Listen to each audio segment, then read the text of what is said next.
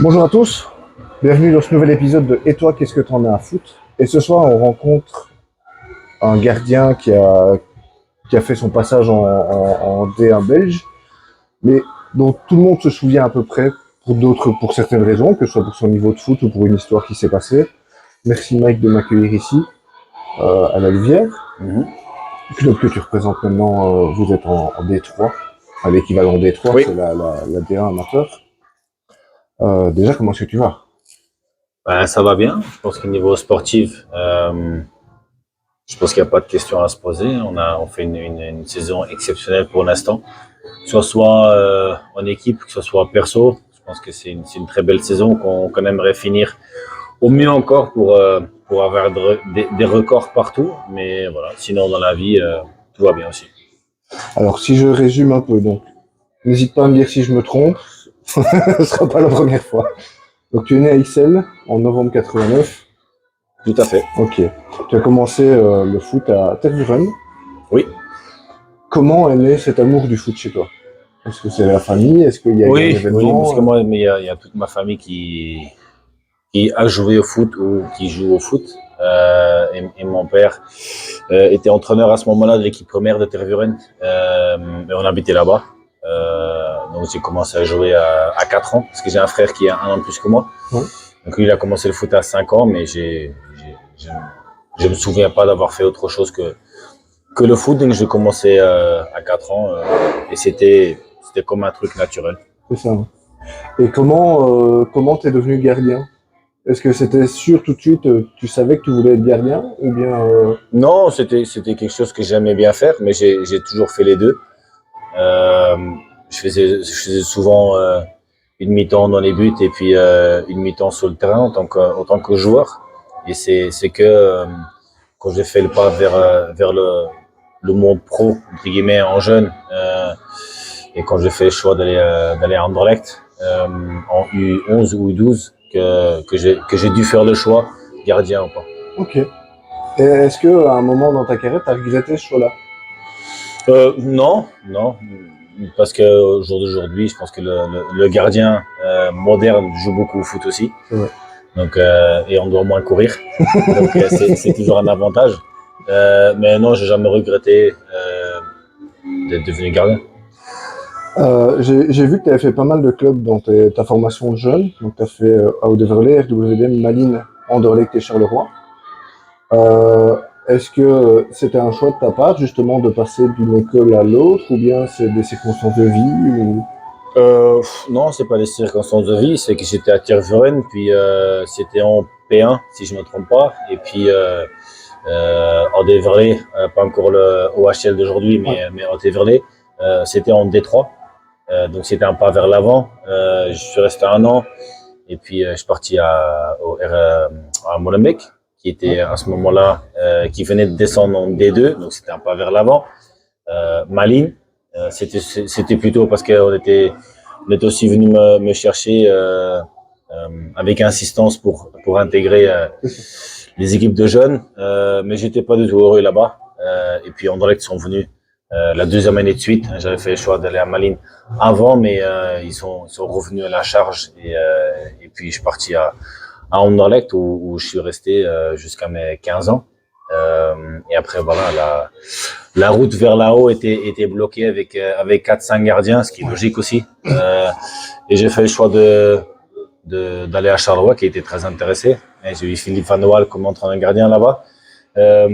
Voilà, c'est pas que je me déplaisais là-bas, mais c'est que Louvain, qui était en D2, l'entraîneur gardien, je le connaissais super bien et il m'a fait toute ma formation. Il m'a appelé et il m'a dit: t'as 16 ans, mais je pense que t'es prêt à être numéro 2. Okay. Donc après j'ai signé à Louvain en étant numéro 2. Et c'est comme ça, en fait. La raison pour laquelle j'ai changé d'équipe n'est pas parce que je suis un caractère ou parce que je suis pas content, c'est juste parce que j'ai toujours fait où j'ai pu faire une progression dans l'équipe où je jouais. Et c'est venu naturellement, en fait. Est-ce que tu te souviens des émotions que tu as ressenties le jour où tu as signé ton premier contrat pro? J'aime bien poser cette question-là. Est-ce que tu as une fierté, tu as un sentiment d'aboutissement, de se dire ok, cette étape-là c'est fait, est-ce que tu es content? Non, non. Parce que je me voyais pas faire autre chose. Et dans la pensée, je pense dans la pensée d'un jeune, on travaille pour, donc on obtiendra. Ok. Et on se pose pas la question, qu'est-ce qui va se passer si jamais je réussis pas. J'étais le seul gardien dans la formation à Anderlecht qui n'avait pas de concurrent direct du même âge. Donc on me mettait aussi dans les meilleures conditions pour réussir. Ouais. À Charleroi, pareil, parce que faut pas oublier, j'avais que, entre guillemets, 16 ans quand j'ai commencé à jouer en D2 belge. Donc pour moi, à ce moment-là, c'était naturel, tout ce qui se passait. Et c'était pas inespéré de signer un contrat à 20 ans, à 21 ans. J'avais que 16 ans.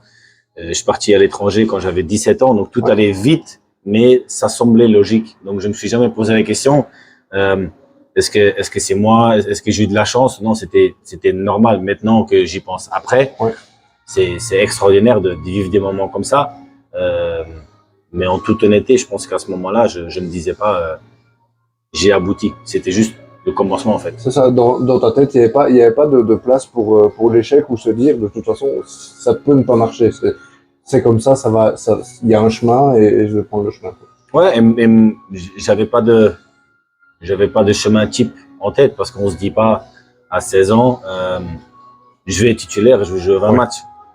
Donc c'est un parcours assez atypique, d'autant plus qu'après j'ai fait le choix d'intégrer la formation du Havre où tout le monde me prenait pour un fou, de redescendre d'un premier année, de redevenir quatrième année dans une équipe de Ligue 2.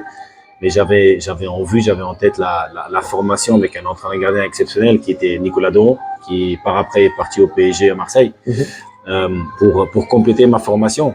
Donc j'ai vraiment un parcours atypique, mais je suis très content de l'avoir fait. Et justement, ce départ au Havre, comment tu te prépares dans ta tête? Enfin, t'es adolescent, c'est partir loin de ta famille, tu te sentais prêt pour ça? Comment t'appréhendes justement, parce que tu pars en France, c'est pas forcément loin, c'est pas la question, mais c'est loin de tout et tu vas devoir te débrouiller tout seul. Pour n'importe quel enfant parce qu'à 17 ans, on est encore enfant. Pour n'importe quel enfant, partir ne serait-ce qu'en internat, c'est déjà un grand pas. Alors partir à l'étranger, maintenant, des années plus tard, j'en parle encore avec mes parents et eux ici, ils disent aussi, en y réfléchissant, on n'aurait jamais dû le faire. Après, c'était une occasion en or pour moi de le faire, mais je me suis presque noyé pendant un an parce que je parlais pas très bien français. Tu arrives à 17 ans, en étant titulaire d'une équipe où tout se passe bien et on te remet dans la position d'un numéro 4 et on te traite comme un numéro 4. C'est pas sans respect, mais c'est autrement qu'un numéro 1. Donc j'avais plein d'adaptations à faire et j'ai dû le faire tout seul parce que j'étais tout seul. J'avais pas de parents, j'avais pas de frères, j'avais pas de sœurs, j'avais personne autour de moi à ce moment-là pour me soutenir. Après ça s'est bien passé et je suis super content de l'avoir fait parce que c'est une aventure extraordinaire que j'ai eue pendant 4 ans et j'ai beaucoup appris. Mais est-ce que j'étais prêt? Je pense non, mais on n'est jamais prêt pour des situations comme ça. Je pense qu'un Kevin De Bruyne ou un Thibaut Courtois qui partent à Chelsea, après c'est super bien entouré. Oui. Mais en soi, on peut pas savoir si on est prêt ou pas. C'est en faisant le pas qu'on le sait. Il faut sauter. Tu montes ou tu plonges. Voilà.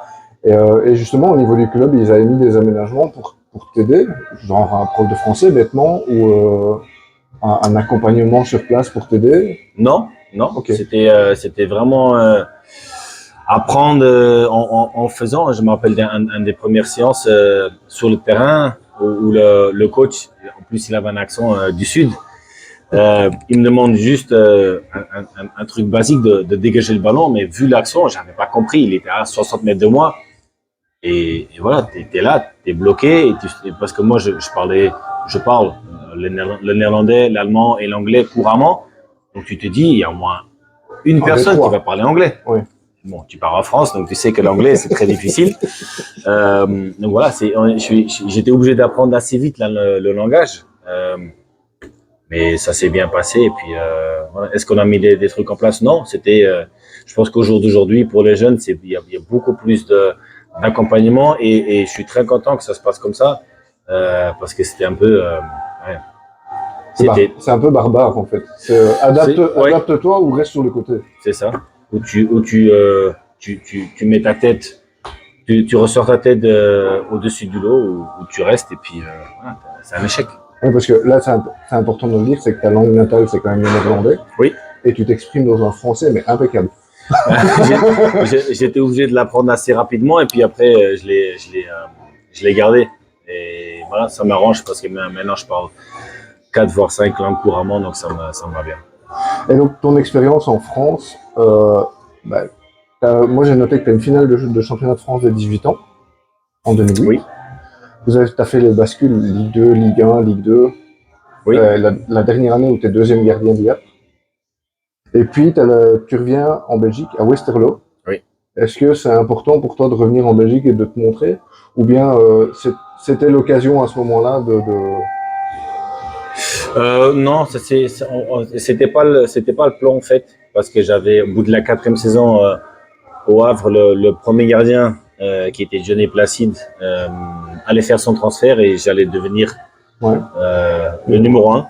Donc j'avais fait toute la prépa en étant numéro 1 aussi et finalement il réussit pas sa visite médicale, il devait partir à Nancy. Donc il est revenu au club et logiquement le coach nous appelle dans le bureau et dit voilà, je sais qu'on t'a fait la promesse entre guillemets de commencer la saison en tant que numéro 1, mais bon, il reste, je peux pas le mettre de côté non plus parce qu'il a fait une saison exceptionnelle. Ouais. Et moi, la seule chose que j'ai demandé, c'est voilà, est-ce que si jamais j'ai un club, je peux partir gratuitement. C'est la seule chose que je demande parce qu'on avait payé un transfert pour moi, mais on m'a laissé. Et Westerlo était intéressé directement, donc j'ai fait le pas vers Westerlo, pas parce que c'était bien pensé en avance de le faire, mais plus pour avoir du temps de jeu. Oui, c'est ça. Et il y a un moment, il faut jouer et pouvoir aussi te mettre en avant. Oui. J'étais un peu gardien aussi au niveau provincial, mais ça reste un poste où soit tu joues pas. Il n'y a pas de. Il n'y a qu'une place. C'est ça. Il n'y a qu'une place. Donc, je comprends le choix. Et puis après, tu retournes en France, à Laval. Oui. Et alors là, je savais pas. C'est ce que j'ai lu, le coach Inchberger. Inchberger, ouais. Qui a dit que tu étais sans doute sa plus grosse erreur. J'ai jamais lu ça. J'ai trouvé ça sur le net en fouillant un peu, que tu as commencé titulaire et puis tu as été rétrogradé deuxième gardien. Pas avec lui en tout cas. Ah ok. Non. Ok. Avec lui. Ça va alors. Parce que j'étais assez surpris de voir ça, je me dis bah ouais bon. Et puis en fin de contrat à Laval, tu vas aux Pays-Bas? Pas fin de contrat. Ok. Il me restait 2 ans de contrat. Mais tu vas à Nimègue? Je suis parti à Nimègue, oui. Ouais, j'ai résilié mon contrat à Laval parce qu'il y avait le T2 d'Inchberger qui avait repris l'équipe et lui il avait ramené un autre gardien. Ok. Et j'ai résilié mon contrat et j'ai signé à Nimègue, en effet, aux Pays-Bas. Qu'est-ce que tu gardes de cette expérience aux Pays-Bas? On dit souvent que c'est un championnat qui est pas facile entre guillemets pour les gardiens parce que les défenses sont plus faibles. Et donc d'un côté c'est une façon de se mettre un peu plus en vue quand on est gardien, mais d'un autre forcément tu t'exposes à prendre plus de buts. C'est un championnat qui est axé sur l'offensif, donc forcément il y a plus de buts, mais je suis arrivé mi-août, je pense, je suis arrivé et le club de Nimègue avait déjà joué 5 ou 6 matchs, je pense qu'ils avaient 18 sur 18, si je ne me trompe pas, ils avaient pris un but. Ils survolaient le championnat parce qu'ils venaient de descendre en fait. Et c'était un jeune du club qui jouait à ce moment-là en attendant un nouveau gardien. Mais bon, ça se passait tellement bien avec 5-0, 6-0, 3-0. Donc le coach me disait, sois patient, quand le moment sera là, tu joueras. Mais ce moment, il est venu, je pense, 3 ou 4 matchs de la fin seulement, parce qu'on fait une saison exceptionnelle et j'ai aucun problème avec ça parce qu'il faisait de bons matchs en plus et je pense qu'on termine le championnat avec 101 ou 102 points, donc exceptionnel. Niveau attaque, c'était exceptionnel, donc j'en ai un super souvenir parce que c'était un super groupe L'ancien gardien, je suis toujours en contact avec au jour d'aujourd'hui. C'était un super gars qui m'a beaucoup appris, surtout dans le jeu au pied aussi. Donc malgré le fait que j'ai pas forcément beaucoup joué, c'était vraiment une belle année. C'est une belle expérience de vie en fait. Oui. Et puis tu reviens en Belgique, au White Star, et là tu réalises une saison magique, j'ai envie de dire, parce que vous êtes champion, tu fais 14 clean sheets. Oui. Ça doit faire du bien aussi à l'ego de se dire, ok, là je joue, on fait des bons matchs, on est champion. Ça doit te faire du bien aussi à toi. De dire, oh. Personnellement, oui. Oui, parce que c'était un peu, c'était ça la force du groupe qu'on avait. On avait un Frédéric Duplus, un Mohamed Fall, on avait des joueurs qui, comme moi, étaient un peu sur un point dans leur carrière où ils se disent voilà où on réussit et on donne un nouveau boost à notre carrière. Voilà, où on se laisse aller et puis on va jouer en 2-3 ou D3 sans manquer de respect à la série, mais à un moment donné, faut montrer, tu peux pas être un espoir éternellement. Donc c'est la saison pour moi qui a confirmé que j'avais les qualités. J'ai été très important pendant cette année avec comme tu dis, 14 clean sheets, mais aussi dans le groupe, un rôle de leader, un peu pour la première fois avec Frédéric Duplus. Et malgré le fait que les circonstances ou les terrains d'entraînement, c'était abominable, il n'y avait pas d'eau chaude, on n'était pas payé, mais on avait un groupe exceptionnel et c'est ça qui a fait qu'on a tenu jusqu'à la dernière journée où on est parti chercher le titre. Et avant d'arriver là-bas, est-ce que tu as douté sur ta carrière, sur le chemin justement que prend tu viens d'aborder le sujet en disant on est à un point de notre carrière où on monte ou on descend. Est-ce que toi tu as douté à un moment donné où tu t'es dit cette fois-ci c'est l'année ou pas quoi? Non, je me suis jamais dit ça. Pourquoi? Parce que je pouvais parfaitement rester à Nimeg et monter avec le club en première division aux Pays-Bas. Et c'était un choix de ne pas le faire parce que j'étais déjà en contact avec le White Star, mais avec 2-3 autres équipes aussi en D2 belge. Donc je me disais voilà, moi c'est le moment de jouer. Je peux monter et aller voir le stade de l'Ajax et aller voir le stade du PSV. Mais j'ai 24 ans, c'est pas le moment d'aller faire du sightseeing, entre guillemets. Donc, je veux jouer. Donc, j'ai fait le choix de jouer, de baisser mon salaire, d'aller travailler dans la boue, d'être dans le dur. Et ça m'a réussi. Et puis après, tu es parti au LIRS. Et là, j'ai noté pourquoi ce transfert justement aller vers le LIRS.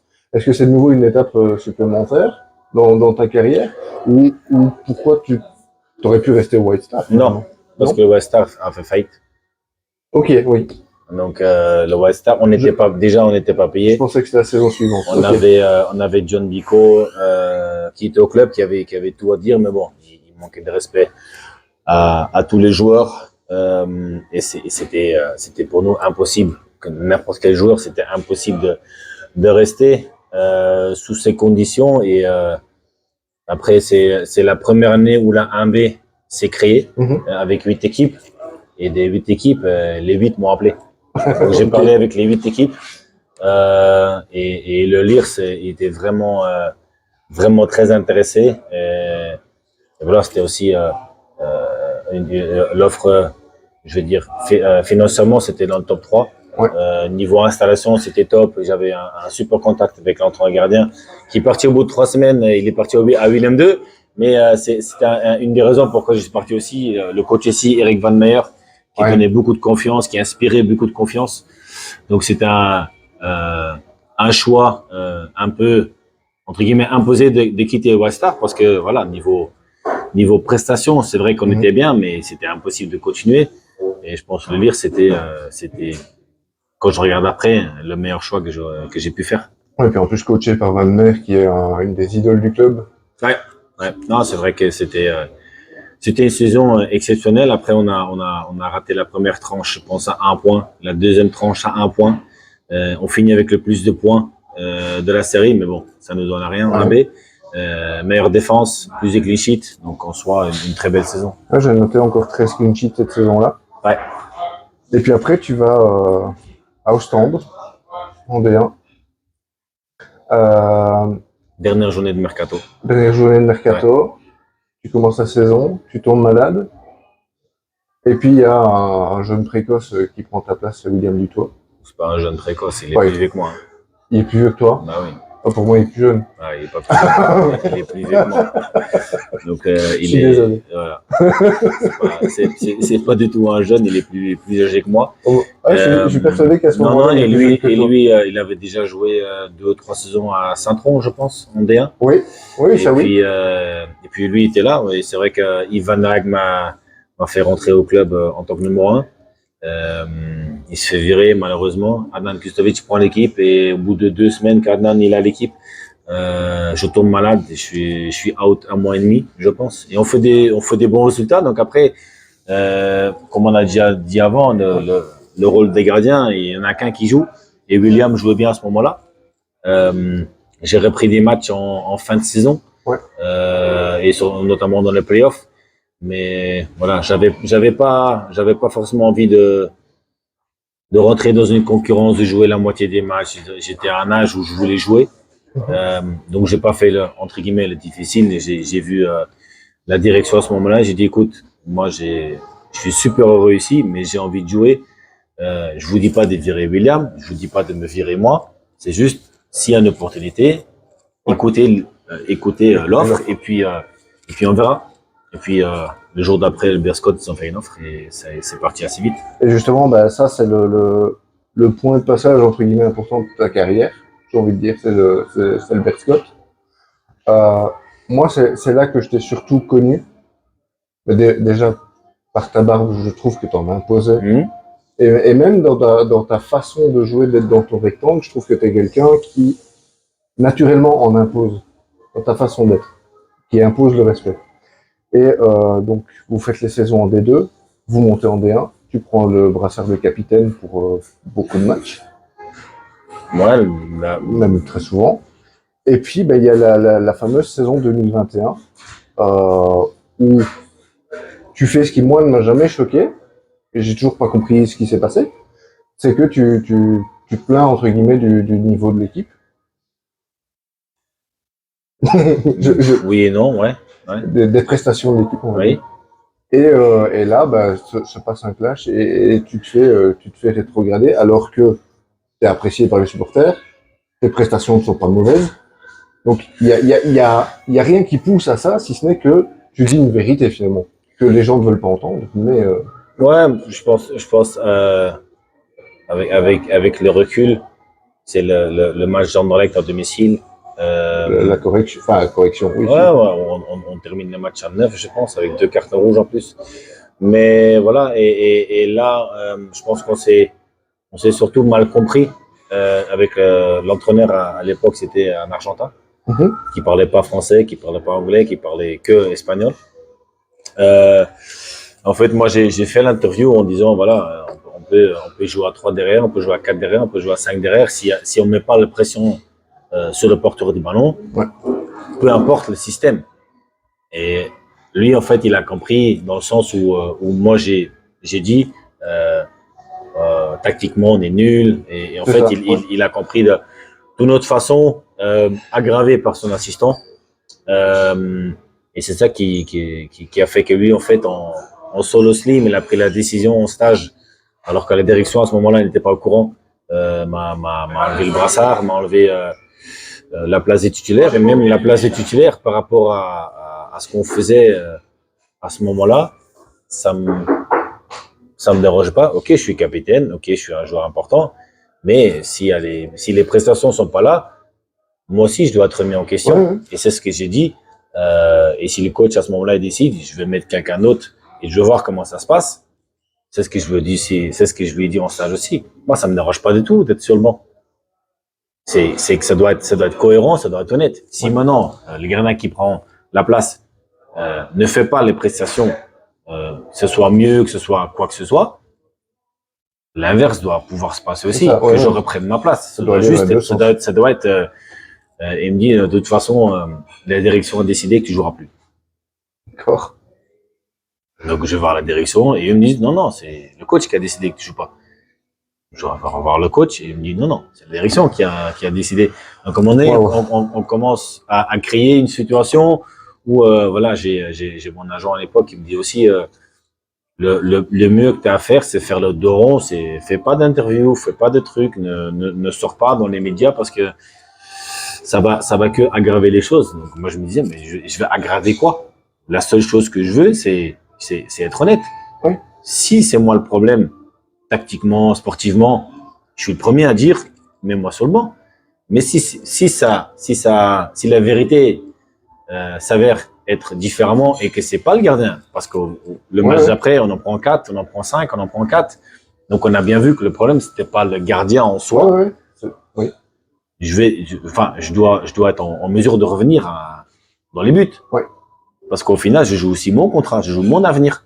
Et je préfère l'avoir dans mes mains, dans mes propres mains, d'avoir les matchs. Si on me donne pas l'opportunité, c'est pas très honnête. Oui, il y a une question de justice aussi, de se dire que ça peut aller dans les deux sens. Et je me rappelle que la presse, à ce moment-là, t'as vraiment tout mis sur le dos. C'était ton caractère qui posait problème, c'était toi le maillon faible du club. Limite, t'es devenu pestiféré. Oui. Comment tu dis ça? Parce que tu dois pas être bien. Non, mais pour moi, que ce soit à l'époque, que ce soit maintenant, le plus important pour moi, c'est que les gens autour de moi, mes proches, sachent la vérité, connaissent la vérité et eux, ils me connaissent. Et n'importe qui me connaît sait que c'est l'image qu'on a donnée de moi n'est pas la bonne image. Mais bon, c'est toujours c'est toujours une question de comment on voit les choses. Parce que quand on est, comme je le suis aussi cette année, quand on gagne 3-0, et moi je suis critique sur le fait ça on peut mieux faire, ça on peut mieux faire. On dit à un moment donné, quand tu gagnes 3-0, c'est bien, le mec il est professionnel, il veut plus, il veut progresser. Quand tu perds 3-0 et tu fais la même chose, qui pour moi est logique parce que tu tacles des problèmes, que tu gagnes, que tu perdes, le problème peut être le même. Oui, c'est ça, oui. Et quand tu perds 3-0, souvent les gens vont dire tu vois, il est négatif, il peut jamais voir des choses positives. Alors que tu fais exactement la même chose, c'est une question de perspective. Ouais. Et ça dépend des personnages. Parce qu'on a eu que pendant que moi j'étais au Berscott, on a eu Sten Vreden, on a eu Hernan Losada, on a eu Will Steele, des coachs assez jeunes qui comprenaient que le foot d'aujourd'hui, le groupe de joueurs a une voix. Ouais. C'est pas un capitaine ou comme à l'époque 2 personnes qui décidaient tout dans le vestiaire. C'est fini cette époque. Donc moi je suis capitaine au Berscott, j'étais vice-capitaine au Lirs. C'est des choses. Moi je décide pas tout seul. S'il y a quelque chose qui vient, je le prends. Je prends que le capitaine, je suis vice-capitaine, je prends mon vice-capitaine et tu vas voir le groupe. Ouais. Et tu partages. Et j'ai toujours été comme ça. Et quand Peter Mas arrive au club, c'est un coach qui est encore à l'ancienne, dans l'ancien régime. Et lui, il comprenait pas. Il dit, mais pourquoi tu vas toujours tout dire au groupe? J'ai rien à cacher. On parle de tactique, on parle de bonus possibles dans les matchs à venir, on parle des choses qui vont pas. Ça n'engage pas que moi, ça engage tout le monde. Ouais. Et lui, il comprenait pas et ça créait une sorte, je pense, de mal à l'aise qu'on avait. Et puis, on a mal commencé la saison. Mais c'est comme ça, parce que j'ai des regrets. Oui, j'ai un regret, c'est que au moment que la presse a commencé à tout mettre sur le dos, j'aurais dû réagir. J'aurais dû faire l'interview et dire voilà, ça se passe comme ça, comme ça, comme ça. Ça a été dit. Regarde les messages, noir sur blanc. Ça s'est passé comme ça. Pour me défendre, pour mon image. Je l'ai pas fait parce qu'on m'a conseillé de pas le faire. Ok, ouais. Ça c'est un regret que j'ai parce que je pense que mon image aurait été beaucoup plus propre entre guillemets. Mais c'est comme ça. Oui. Maintenant, on va venir ici sur ce club-ci. Tu es arrivé à la Louvière cette année. Comment est-ce qu'on t'a vendu le projet? Est-ce qu'on t'a dit on veut une équipe pour rejouer la montée et refaire de la Louvière le club qu'on était avant?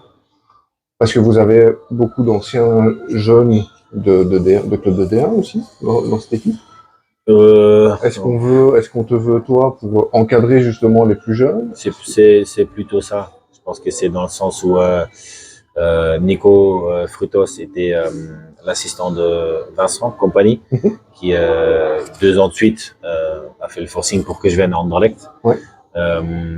Donc il connaissait mes qualités, il avait fait tout le tour autour de moi aussi, donc il savait le genre de personne que j'étais parce qu'il avait fait sa petite enquête.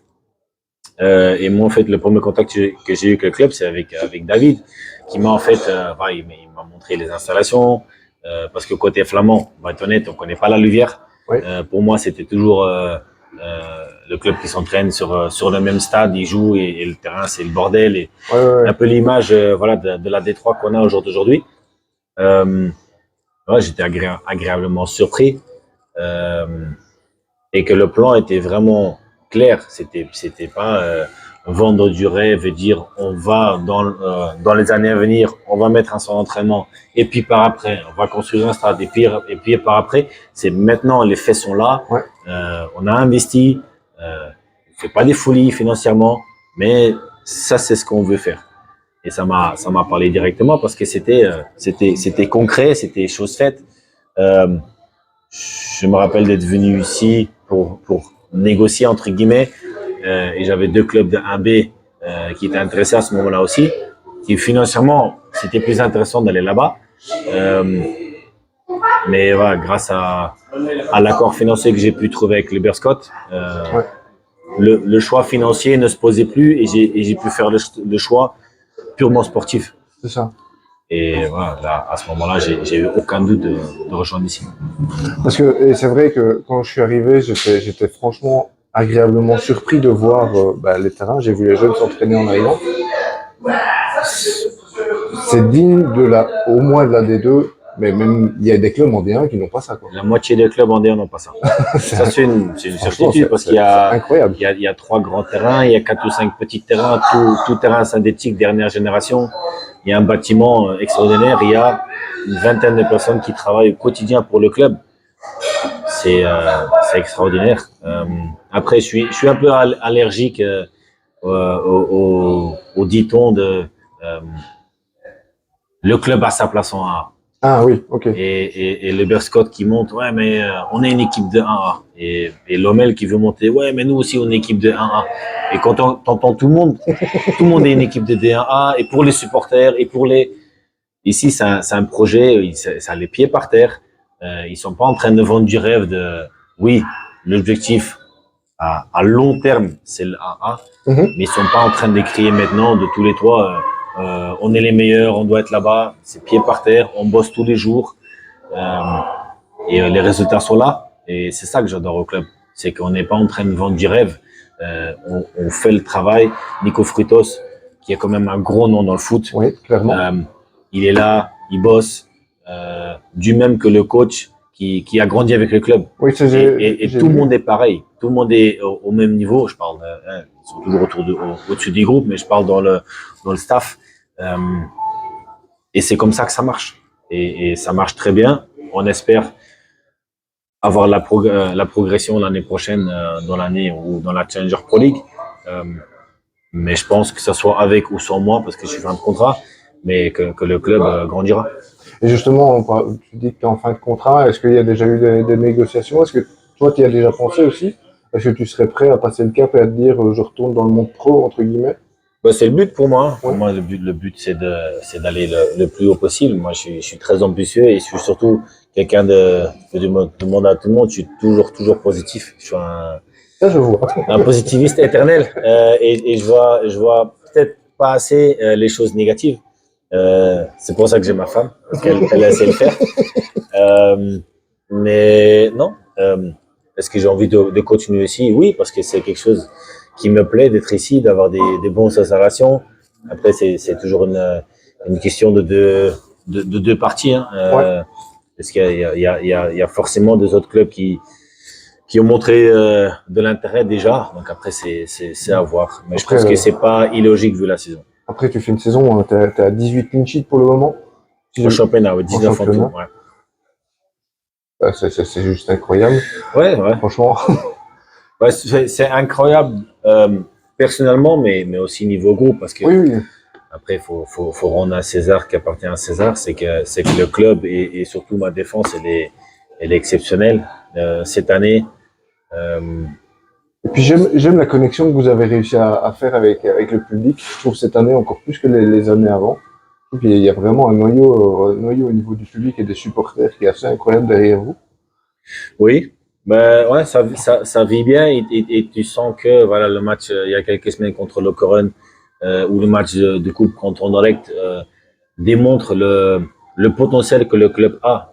Est-ce que ça va être tous les matchs 9000 personnes en Challenger Pro League? Non, Oui, bien sûr. mais il y a une progression et le club n'attend pas d'avoir euh, ces ces influences-là dans les années 1B, mais pour emmener ça, il y a une équipe qui est construite, il y a les installations qui sont construites, donc dans la projection d'aller vers un stade de 9000 plein Ouais. dans des années à venir, on est parfaitement dans le tempo. Tout est fait dans l'ordre, Voilà, en fait. voilà. Et pour revenir à toi personnellement, est-ce que tu t'es fixé une limite? Genre, voilà, à tel âge, je me dirais, ce sera peut-être temps d'arrêter, ou bien, tant que ton corps suit, t'y vas. C'est Un ça. peu comme Jérémy Perbet, que j'ai eu une fois en interview aussi. J'ai, Tant qu'il y a l'amour du foot, on continue. Et puis, c'est exactement ça. C'est l'amour du foot qui fait que chaque jour, et c'est pas un mensonge, que ce soit 30 degrés ou -6, j'adore m'entraîner. surtout en Belgique. Ouais, mais on peut avoir les deux. Hein. Mais j'adore m'entraîner, les petits matchs, le lundi matin, après un match le dimanche, le lundi matin, je m'entraîne avec les jeunes ou les joueurs qui n'ont pas beaucoup joué. Et c'est des 55, 6 contre 6. J'adore. Je suis un compétiteur dans l'âme. Et tant que j'ai cette flamme, j'ai envie de continuer. Après, faut que je touche du bois. Je suis béni niveau corps, avec peu ou pas de blessures durant ma carrière. Et tant que ça dure, Ouais, je pense que je peux beaucoup apporter à une équipe. Maintenant, j'aime bien aborder le sujet famille, vie privée. Parce qu'on n'en parle pas souvent, on se dit, ouais, les footballeurs, c'est la vie de rêve, c'est le pognon, c'est les vacances sur les îles et tout ça. Et, et en fait, quand on creuse un peu, justement, les joueurs qui ont joué en D1B, en D3, etc., ben, on se rend compte que c'est beaucoup de sacrifices. C'est des concessions, c'est comment on crée une vie de famille autour de cette passion du foot. Surtout choisir la bonne femme ou compagnon Oui. le jour d'aujourd'hui. Mais on peut en rigoler, mais c'est très très important parce que moi je suis père avec ma femme, enfin, je suis père de 5 enfants. Ouais. Je m'entraîne tous les jours. Après, oui, je suis à la maison à 15h, donc je peux aller chercher mes enfants à l'école. Donc j'ai cette chance-là, mais le matin, que ce soit le petit-déj, que ce soit habiller les enfants, que ce soit ma femme, elle fait tout. Ouais. Et là où dans un job normal, on va dire, t'as ton week-end, ben nous le week-end c'est encore pire. Oui, c'est ça. Et quand est-ce que nous on est en vacances, c'est mi-mai jusqu'à mi-juin. Oui. Voilà, c'est la pire période pour les enfants de ne pas aller à l'école. Oui, t'es en examen. T'es en examen, parce qu'on a la grande qui est en 6e.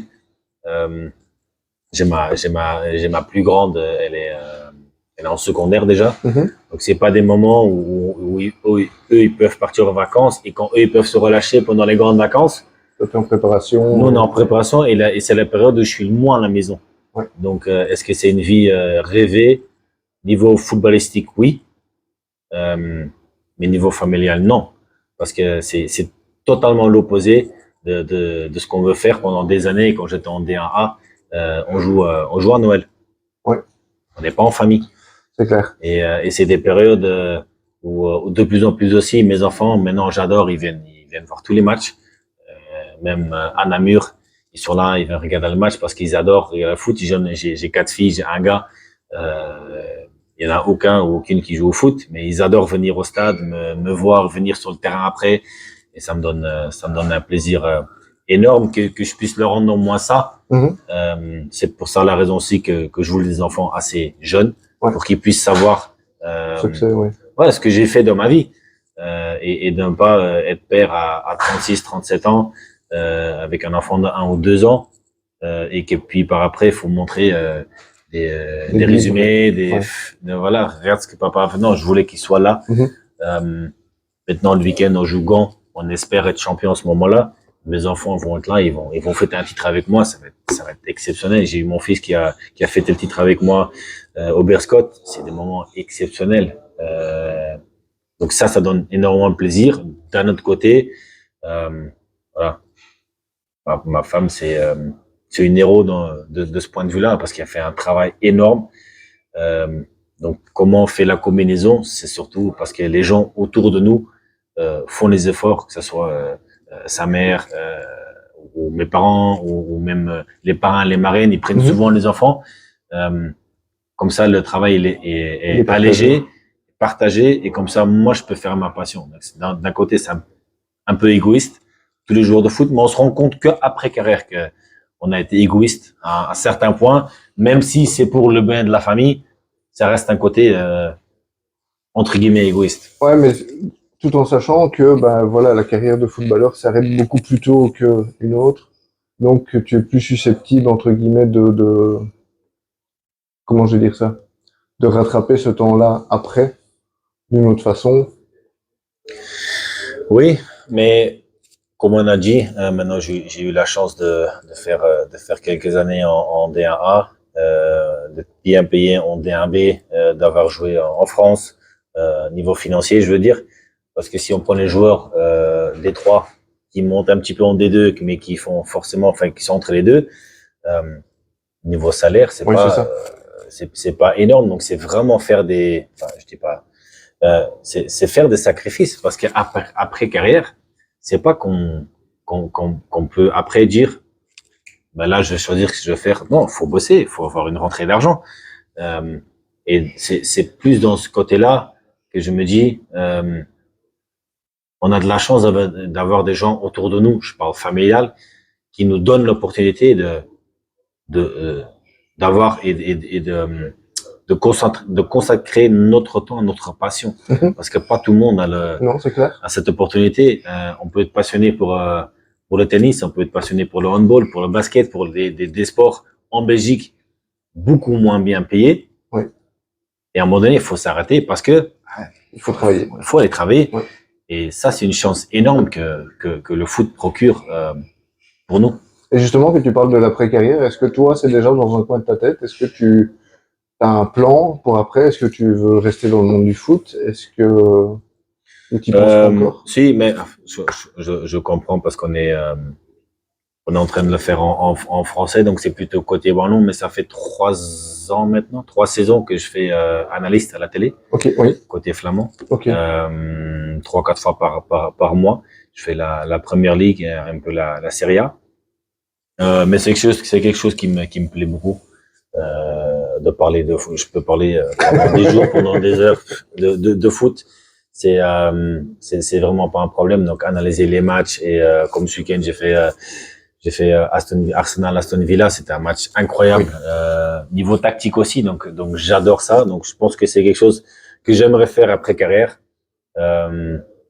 et qui correspond à ce que je sais faire, qui est dans mes dans mes cordes. Donc ouais, peut-être aller là. J'espère jouer le plus longtemps possible, d'avoir ma passion pour le foot le plus longtemps possible. Mais après ouais, c'est quelque chose qui pourrait m'intéresser. Et que tu parlais de tes enfants, s'il y en a un jour qui te dit voilà, je veux devenir un sportif professionnel, je veux faire quelque chose mais vraiment professionnalisé, tu es quel genre de papa? Est-ce que tu vas le pousser, le laisser faire ses erreurs, ou bien plutôt dire fais attention, il va se passer ça, fais attention, il va se passer ça, de parler de ton expérience? Je pense qu'on aimerait, moi en tout cas, j'aimerais être le père protecteur. Non, justement pas. J'aimerais être le père qui a fait comme mes parents ont fait. Vas-y et fais ton chemin. Ouais. Mais comme je l'ai vécu, je sais ce qu'on a besoin.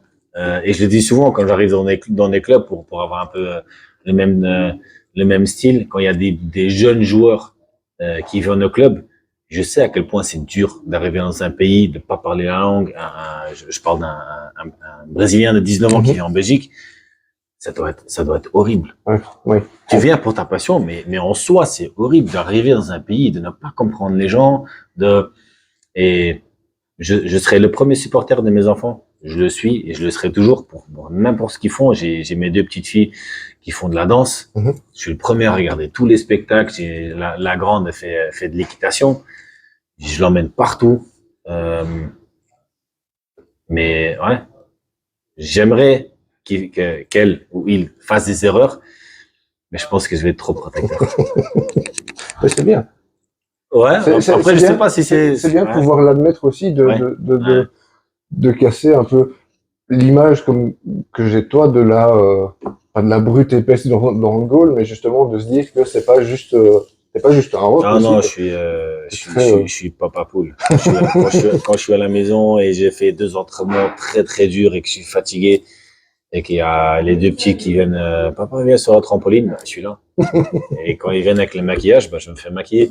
Oui, ça je connais aussi. C'est comme ça quand mon fils il veut jouer à la Nintendo, on joue à la Nintendo. Donc je suis vraiment, j'essaye le temps que j'ai avec mes enfants, c'est vraiment du 100% pour mes enfants parce que voilà, j'adore être père.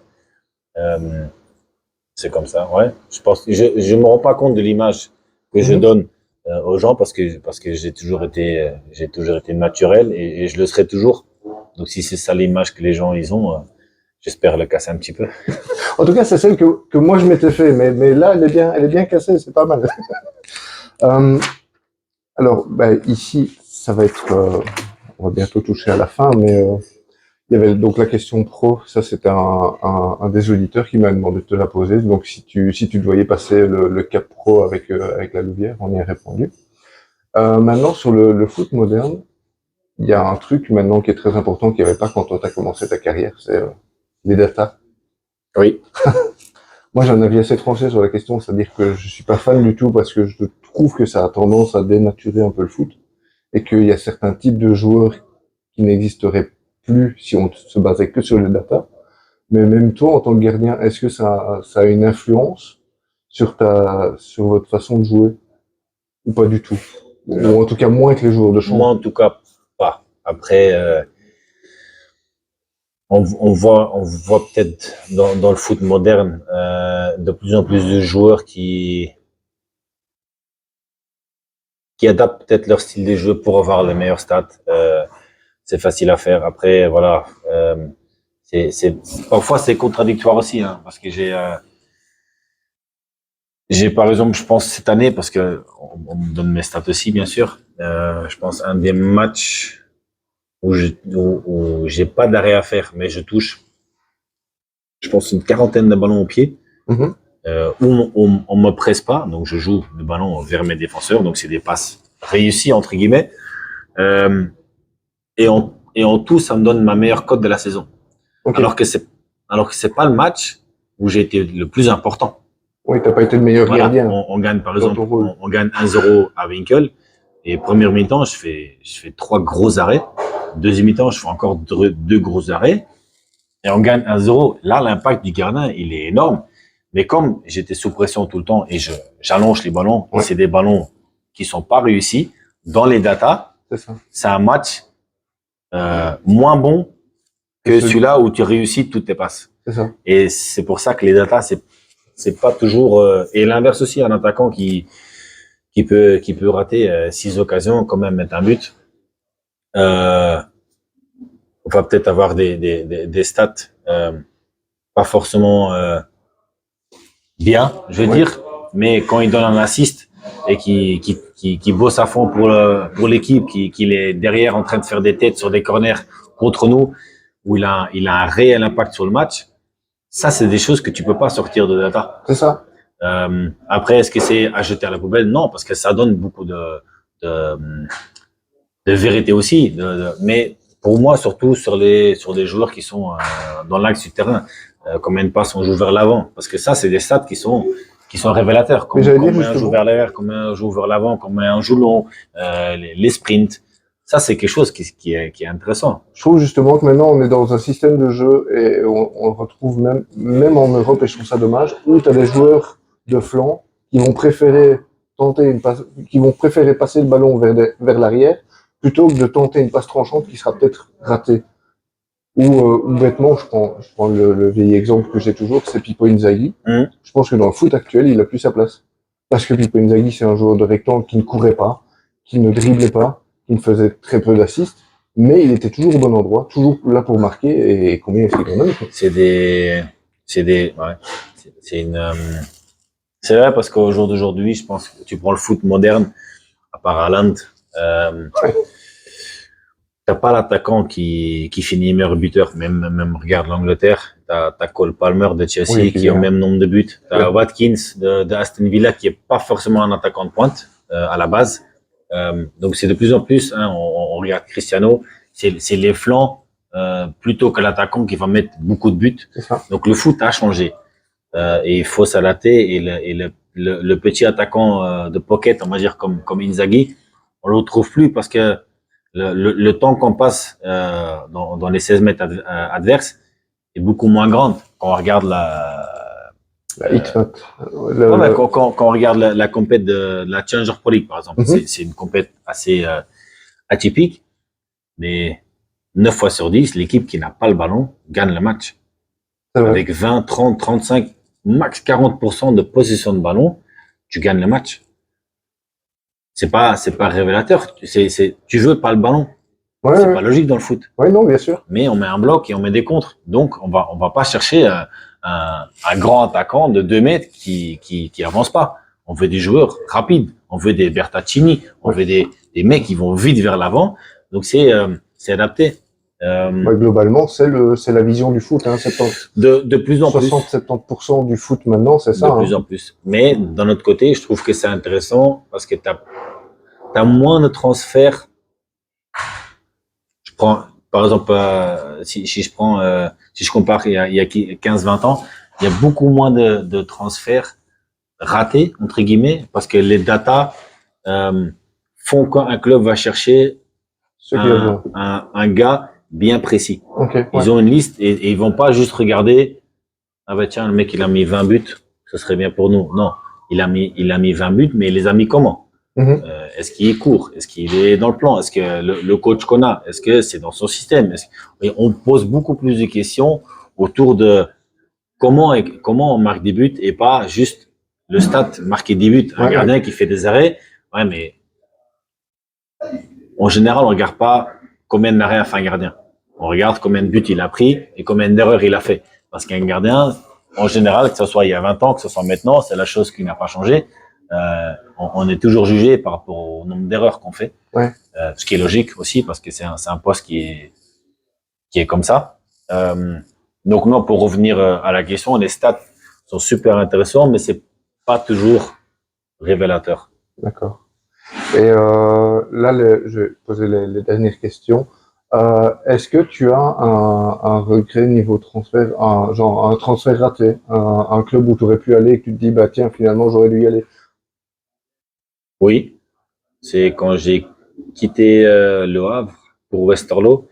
Ça faisait 2 mois, je pense, que je travaillais avec un agent anglais. Et il m'avait ramené une offre de Everton. Mais on s'est mal compris. Pas lui et moi, parce qu'on parle très bien l'anglais tous les deux. Mais il y avait un agent entre deux, un Français, qui est venu me voir et me dit, écoute, j'ai Westerlo, tiens, contrat de 3 ans, où tu peux partir à l'essai à Everton. Je venais d'être papa pour la première fois. Donc je me dis, c'est près de ma famille, en Belgique, c'est peut-être mieux de maintenant prendre le risque, mi-août, d'aller faire un essai à Everton. On ne sait pas comment ça se passe, je ne sais pas comment c'est, nouvelle culture. Donc j'ai préféré Westerlo. On signe. La sécurité. Voilà, la sécurité. J'ai signé le contrat avec l'agent, l'anglais du coup, il est avec moi, c'était ma décision. On va manger un bout. Et puis il me pose la question, mais je comprends pas pourquoi tu as fait le choix de venir ici. C'est ton choix et je le respecte. Et Everton, c'est un grand club quand même. Je dis, oui, c'est un grand club, mais je peux pas prendre le risque de partir à l'essai. Mais tu serais pas à l'essai. Je dis, tu n'avais pas un essai à faire. Le seul truc que tu avais à faire, c'est partir là-bas. Et eux, en fait, eux, ils voulaient savoir comment est ton anglais, comment est ton truc. pour intégrer directement le noyau, le seul truc que tu aurais eu, c'est que tu es numéro 2, numéro 3 derrière Tim Howard. Mais ce qu'ils font en Angleterre, c'est que semaine, ou 2 semaines, ils te mettent en prêt. Dans une division, en Ligue 1, Ligue 2, tu vas jouer. Et puis 2 semaines, c'est toi le numéro 2. Après, tu repars en prêt. Donc après, ça peut être chiant, entre guillemets. Mais tu joues. Mais tu joues. Tous les 2 semaines, tu joues. Tu fais tes matchs, ou en réserve, ou tu es prêté, ou... Et t'es là. C'était ça, la situation. Donc, je regarde le français, je lui dis, mais c'est pas ce que tu m'as expliqué. Il me dit, franchement, désolé, mais j'ai mal compris. On est sur les Français et l'anglais. On s'est mal compris, mais bon, finalement, je me pose pas trop la question parce que voilà, j'étais quand même content de signer à Westerlo. Il venait il venait de se faire éliminer en Europa League, je pense, contre une équipe finlandaise. Mais bon, la saison était bien partie à ce moment-là, donc ça a tourné au vinaigre après. Mais la situation à Westerlo, quand je suis arrivé, était une bonne. J'ai pas eu de regret à ce moment-là. Maintenant, avec le recul, je me dis, ça aurait été une aventure extraordinaire de partir à Everton. Ça aurait été pas été un garantie de succès. Mais voilà, c'est quand même... Pour l'aventure. Voilà, c'est quand même Everton. Et si, imaginons, en fin de contrat ici en juin, le club de tes rêves vient toquer chez toi, on te veut. Tu voudrais quel club? Est-ce qu'il y a... Je voulais te couper la parole en disant, c'est quoi mon club de rêve? Voilà, oui. Donc, non, moi, club de rêve. J'ai pas un club de rêve, j'ai une situation où je me sens pas vieux. Pas du tout. Niveau corps, pas du tout. Mais Louvain, OHL, reste spécial dans le sens où tout a commencé là-bas. Et c'est toujours un romantisme de finir du coup là-bas aussi. Que le cercle soit rond. Finir où on a Après, commencé. il y a toujours des négociations, des situations, des 1, 2, 3e gardiens. Est-ce qu'on a besoin d'un gardien? Est-ce que c'est libre? Est-ce que c'est faisable? Est-ce qu'on cherche un vieux? Ça, c'est des choses que tu tiens pas en main. Maîtrise pas. Mais pour moi, c'est un peu le rêve de finir. Je dis pas que ça doit être maintenant parce que j'ai pas en tête de finir maintenant. Donc voilà, moi j'espère être le gardien à 38, 39 ans qui est toujours en pleine forme et qui joue. Donc pour l'instant, je pense que le rêve, je le vis en étant joueur de foot professionnel. Dans un club qui a les pieds par terre, qui bosse à fond, avec des gens dans et autour du club qui savent très bien ce qu'ils sont en train de faire. Donc déjà ça, la situation qu'on a à la Louvière au jour d'aujourd'hui, pour beaucoup de clubs, pour beaucoup de joueurs, c'est un rêve de l'avoir et j'en fais partie. Je suis très content d'avoir fait le pas parce que voilà, j'étais hésitant pour la première fois partir dans le monde amateur. C'était la première fois de ma carrière. Mais je regrette à aucun moment de l'avoir fait. C'est ça, en fait, c'est pas si amateur que ça finalement, quoi. Non, et surtout le club où je suis arrivé, quoi. Écoute, merci beaucoup en tout cas. C'est un régal d'avoir pu parler comme ça avec toi. Il n'y a pas de souci. En toute franchise, et à cœur ouvert. Merci beaucoup pour ça. Il n'y a pas de souci. On se retrouve prochainement pour un autre épisode. À la prochaine. Ciao.